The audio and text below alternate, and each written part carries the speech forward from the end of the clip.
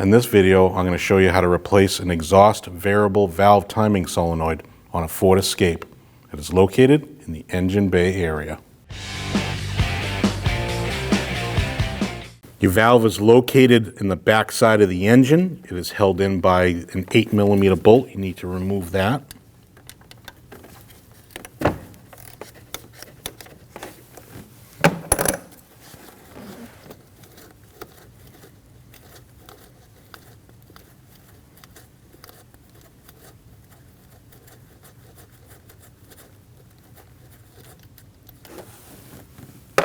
Once you remove your bolt, pull your valve out towards the back of the engine and out.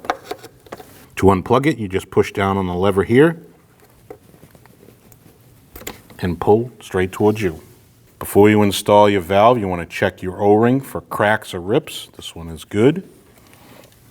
To reinstall it, slide it into the hole and push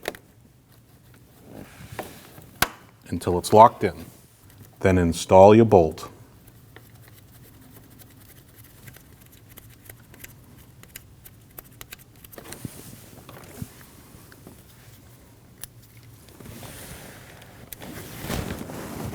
Tighten your bolt.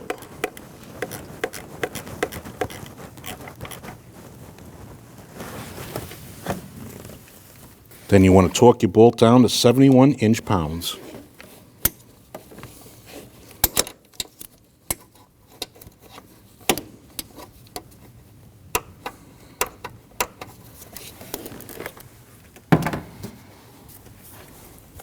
Then you can reinstall your plug.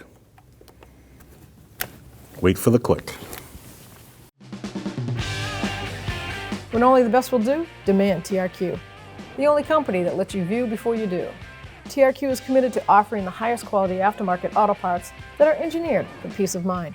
Thanks for using and viewing with TRQ.